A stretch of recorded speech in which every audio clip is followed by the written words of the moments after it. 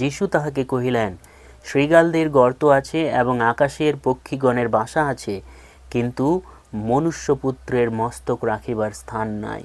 আমি যখন এই কথাগুলোকে বুঝতে পারছিলাম না, তখন সাধু অগাস্টিনের লেখাগুলো পড়তে লাগলাম। সাধু অগাস্টিন এই বিষয়ে একটা দারুণ প্রশ্ন তিনি করেছেন।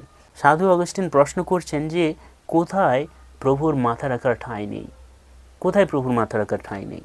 তিনি নিজে উত্তর দিচ্ছেন, ওই লোকটা, যে লোকটা বলেছিল যে প্রভু আপনি যেদিকে যাবেন আমিও সেই দিকে আপনার পিছু নেব, সেই লোকটার হৃদয়ে প্রভুর মাথা রাখার ঠাঁই নেই।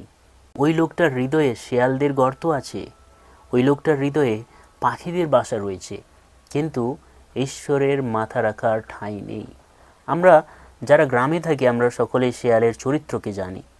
শেয়াল খুবই ধূর্ত প্রাণী। আমাদের বাড়ি জঙ্গলের ঠিক কাছেই, এবং অনেক সময় শেয়ালগুলো এসে আমাদের বাড়ি থেকে, অতীতে এরকম হয়েছে, আমাদের বাড়ি থেকে তাদের চতুরতার কারণে তারা মোরগদের বা মুরগিদেরকে তারা চুরি করে নিয়ে যেত।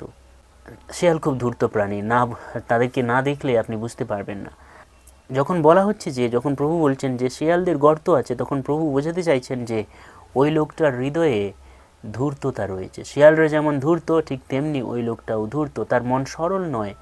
এবং আমরা জানি পাখিরা অনেক উঁচুতে ওঠে, অনেক উঁচুতে ওড়ে, ঠিক তেমনি ওই লোকটাও উচ্চ মনা, অর্থাৎ গর্বিত মনা, তার মন গর্বে ভরা ছিল।